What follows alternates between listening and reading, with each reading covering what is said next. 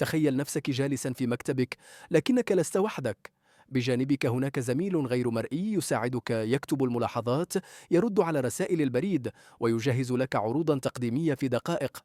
هذا الزميل ليس موظفا حقيقيا، مرحبا به، إنه الذكاء الاصطناعي. صدمة: 3 من 4 موظفين يستخدمون الذكاء الاصطناعي سرا في العمل. المخاطر والحلول السلام وعليكم ورحمة الله وبركاته. كيف الحال؟ منذ ظهور تطبيق تشات جي بي تي ركضت إدارات الشركات لفهمه، لكن الحقيقة أن الموظفين كانوا أسبق. بدأوا يجربون الأدوات سرا لتلخيص الاجتماعات، أتمتة المهام، وحتى تحقيق أهداف أكبر بموارد أقل. ما كان مجرد وسيلة لزيادة الإنتاجية صار اليوم معيارا جديدا في بيئة العمل.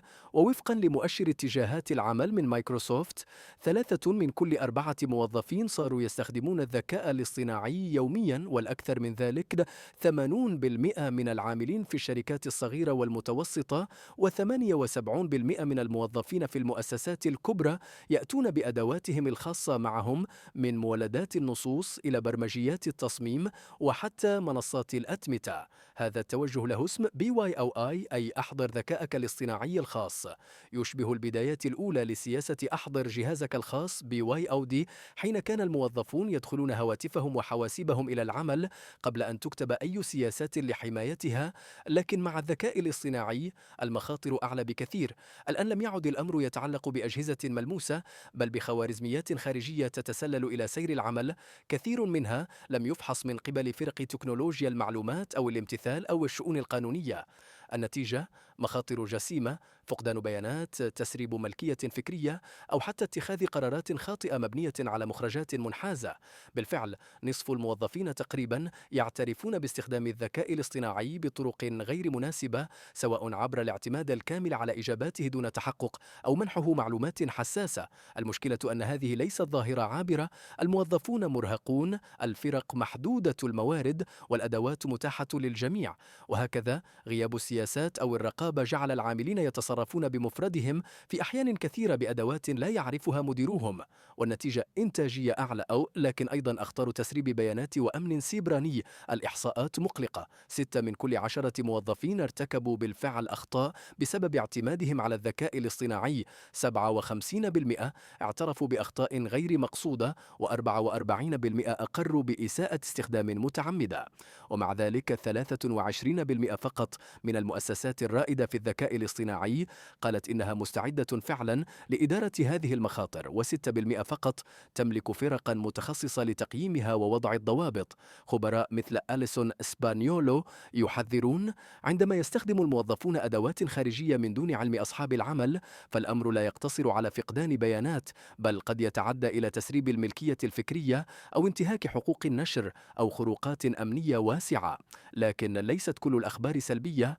بعض شركات ذات الرؤية المستقبلية لم تلجأ للحظر بل إلى التمكين.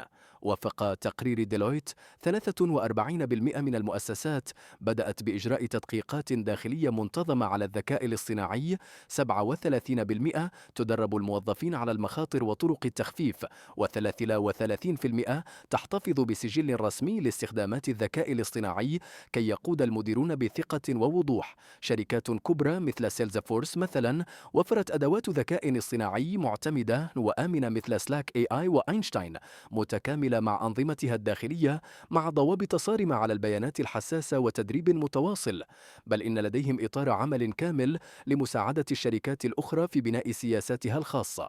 القانونيون يرون أن الحل يبدأ بالتواصل، بدلا من منع الموظفين، على أصحاب العمل أن يفتحوا قنوات للحوار، يضعوا معايير واضحة، ويوفروا تدريبا.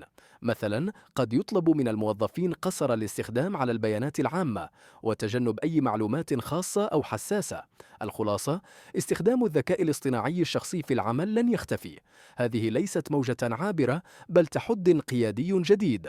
المديرون اليوم لا يديرون فرقا بشرية فقط، بل أيضا خوارزميات، وعليهم أن يقرروا متى يكون استخدام الذكاء الاصطناعي مناسبا، وكيفية تقييم نتائجه، وضمان توافقه مع القيم الأخلاقية ومعايير الأداء.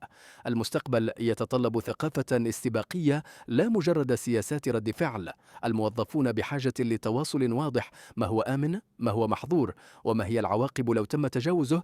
الشركات التي ستنجح ليست تلك التي تسأل هل تستخدم الذكاء الاصطناعي، بل تلك التي تسأل موظفيها كيف يمكننا دعمك لتستخدمه بشكل أفضل؟ شكرا لاستماعكم الإخوة والأخوات، أي لا صوت واحد في حفظ الله.